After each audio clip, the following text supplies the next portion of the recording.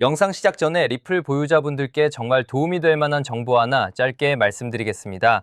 리플 담보로 대출을 받을 수 있다는 사실 알고 계신가요? 보유 물량은 유지하면서 현금 유동성을 챙길 수 있는 플랫폼, 요즘 가장 핫한 코인 담보 대출. 제가 소개해드린 만큼 많은 관심 부탁드립니다. 관심 있으신 분들은 고정 댓글 링크에서 자세한 내용 확인해 보시기 바랍니다. 반갑습니다. 타임 레버리지 시간을 들여 막대한 수익으로 치환합니다. 주말입니다. 이렇게 또 소중한 시간에 함께 성장해 주셔서 대단히 감사드리고요. 정직, 성실, 겸손 조심 다지면서 오늘도 묵묵하게 나가볼 수 있도록 하겠습니다. 천천히 들어가 볼까요? 이란을 석기 시대로 만들겠다라고 하는 트럼프의 얼마 전에 있었던 연설 기억하시죠? 이런 트럼프의 공격적인 발언에 유가는 폭등했고요. 서부 텍사스유 WTI가 4년 만에 이 글로벌 기준물인 브렌트유를 추월하고 있습니다. 즉 다시 말해 불확실성이 극에 달하는 모습이다. 이렇게 해석을 할 수가 있겠죠? 트럼프의 협상 작전이 잘 통하는 것 같지는 않아 보이기도 하죠. 타코를 하는 것 같으면서도 공격을 하겠다. 약간의 이중적인 모습을 보이다 보니까 점점 신뢰도를 잃어간다라는 느낌도 받는 것 같습니다. 이 트럼프 always chicken out. 완전한 타코가 좀 나왔으면 좋겠다라는 생각도 드는 것 같고요. 연설을 들으신 분들도 아시겠지만 정말 한 3분의 2 정도가 본인의 자화자찬을 하고 끝난 부분 좀 아쉬운 생각도 드는 것도 같았어요. 아무쪼록 미국이 이란의 수도로 잘 알려져 있죠. 이 테헤란을 공격을 하면서 공습하면서 그가 말했던 석기시대 경고가 현실화되는 모습까지도 펼쳐졌다 보니까 변동성이 극심한 모습이 나타나지고 있는데요. 또 주말 동안에는 미국장이 휴장이다 보니까 또 암호화폐 시장만 두드려 맞을 수도 있는 가능성, 또 갑작스러운 트럼프의 스탠스에 올라갈 수 있는 가능성도 당연히 배제할 수는 없겠지만요. 변동성에 주의하자. 우리 같은 경우는 선물 트레이딩을 하지 않으니까 그냥 내가 가진 포지션 유지해 주시면 좋겠습니다. 참 우픈 현실이지만 이 또한 지나가리라 이런 말씀을 드리면서 함께 잘 이겨냈으면 좋겠습니다. 방금 언급드린 것처럼 유가가 폭등하는 가운데 항공유 같은 경우는 비상이 달렸다라고 해도 과언이 아닙니다. 한 달 사이에 이 비행기 기름값이라고 보면 되겠죠. 2배 정도가 폭등하면서 실제로 지금 SNS에 떠도는 항공권 가격 인상 현황을 봤을 때 일본 가는 것만 하더라도 거의 80%가 올랐다. 2배 가까이 올랐다라고 볼 수가 있겠죠. 장거리 노선 같은 경우도 80에서 90% 2배 육박하는 수준으로 모두 다 오른 것이 보여지고 있습니다. 어쩌면 제 신혼여행을 갔다 온 것 자체가 좀 운 좋은 일이지 않을까 이런 생각도 좀 드는 것 같은데 지정학적 불확실성이 계속 좀 장기화되면서 한 4월 중순까지는 변동성이 극심할 것으로 느껴집니다. 다음 기사 봤을 때 윌리엄스 총재가 나오네요. 존 윌리엄스, 뉴욕 연은의 수장이다 라고 볼 수가 있죠. 우리가 반드시 주목해야 되는 인물이기도 한데요. 최근에 일부 사모 신용시장의 환매 요구가 확대되고 있었죠. 이 부분에 있어서 걱정할 필요는 없다. 재평가 과정일 뿐이고 시스템 위기까지는 아니다. 약간 이런 식으로 안정제를 주면서 우리에게 힌트거리를 주고 있습니다. 에너지 가격이 지금 폭등하는 부분에 있어서도 현재 통화 정책이 물가와 고용 위험 이 두 가지 채무를 균형 있게 관리할 수 있다. 즉 다시 말해 아직까지는 시장이 완전히 붕괴되기에는 시기상조라는 말로 비춰지기도 하는데요. 하지만 그럼에도 불구하고 우리는 항상 조금 더 보수적인 스탠스를 가져가야 되겠죠. 중동 전쟁이 어떻게 또 장기화될지 모르기 때문에 이런 변수들을 염두하면서 꾸준히 달러 코스트 에버리징 진행하자 말씀을 드리겠습니다. 이 뉴욕 연은 같은 경우는 늘 상임 투표권, 영구 투표권을 독립적으로 가져가고 있다라고 말씀을 드렸죠. 이를 제외한 나머지 11개 연은 총재들은 이 4자리가 돌아가면서 1년 단위로 투표권을 가져가는데 뉴욕 연은만 상임 투표권을 영구적으로 가져간다라고 말씀을 드렸습니다. 이제 연준의 의장 또한 바뀔 날이 뭐 한 달 정도밖에 안 남았네요. 아무쪼록 뉴욕 연은 총재를 맡고 있는 존 윌리엄스의 이 발언도 우리가 한번 좀 짚고 갔으면 좋겠어가지고 가지고 왔고요. 다음 기사 봤을 때 리플이 최근에 기업 재무관리 플랫폼 시스템을 출범시켰죠. 이 13조 달러 기업금융 영토 확정에도 불구하고 도대체 가격은 왜 이 모양인지 투자자 입장에서는 이렇게 느껴질 수밖에 없을 것 같은데요. 최장기 하락에 늪에 빠졌다라고 하는 게 과언이 아니다라고 볼 수가 있습니다. 하지만 그 이면에서는 리플의 스테이블코인 RLUSD가 점점 활용될 수 있는 통로가 마련되고 있고요. 직접적으로 XRP된 유틸리티 또한 장기적 우상향할 수밖에 없는 펀더멘탈의 확장이라고 볼 수가 있겠죠. 세계 최대 회계 법인인 딜로이트가 RLUSD 준비금 전액을 보유하고 있다라고 하면서 매우 규제 친화적인 스테이블 코인이라는 것을 다시 한번 재확인시켜주고 있고요.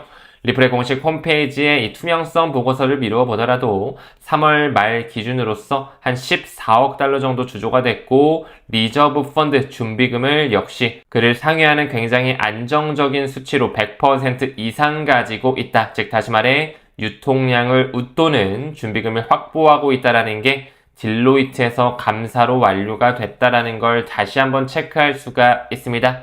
최근에 리플사의 공식 트위터를 빌어봤을 때 이제 드디어 한국에도 이 한국의 공식 국기를 달아주면서 RLUSD가 이제 한국에서도 활성화됐다라는 걸 샤라웃하고 있죠. 이 코인원에서 직접적으로 여기 나와 있는 기업용 스테이블 코인인 RLUSD를 직접 원화로 거래할 수 있게 통로가 다시 한번 뚫렸다라는 걸 볼 수가 있습니다.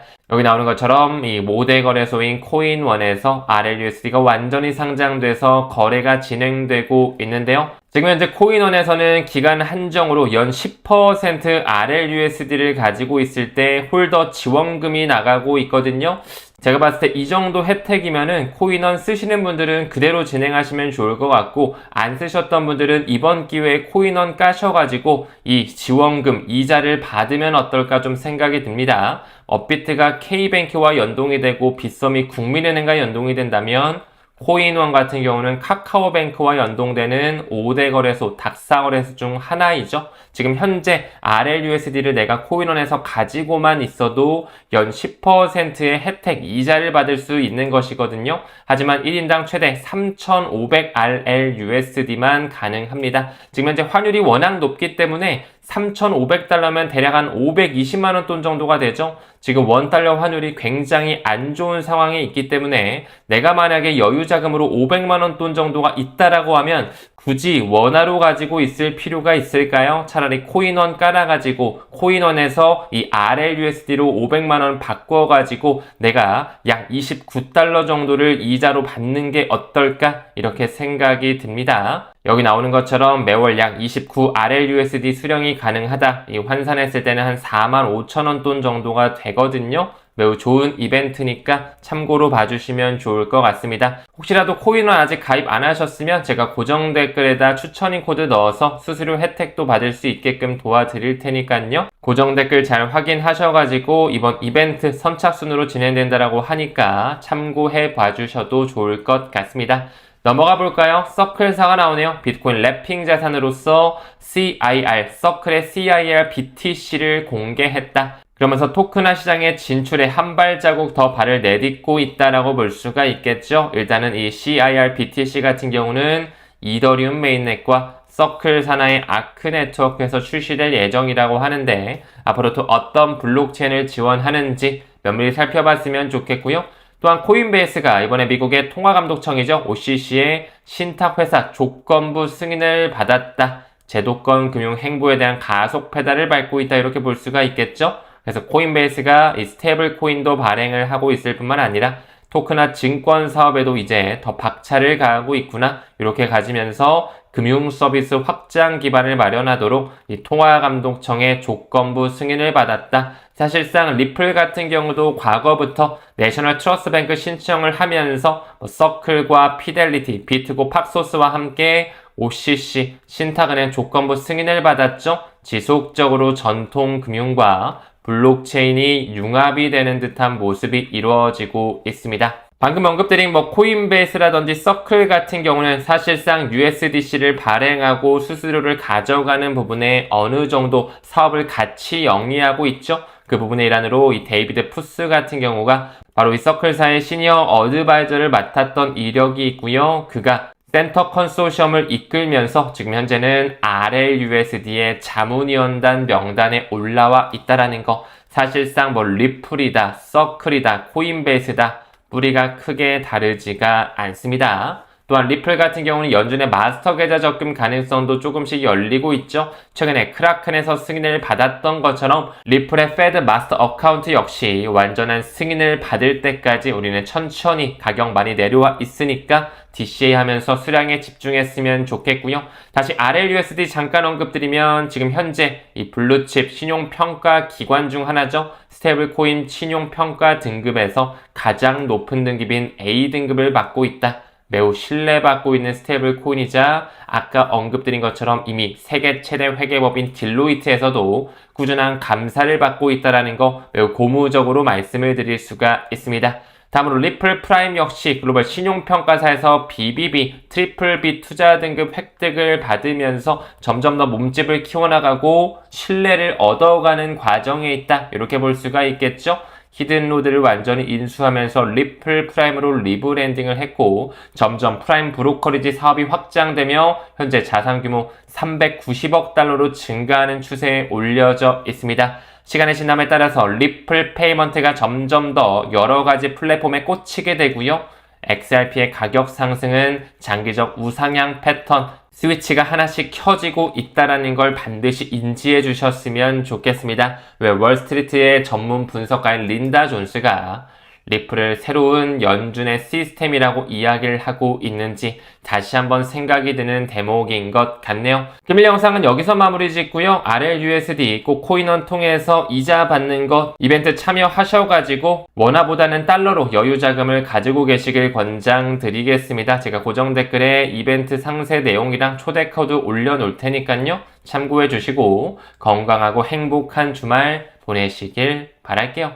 우리는 모든 면에서 점점 더 좋아지고 있습니다. 감사합니다. 성투합시다.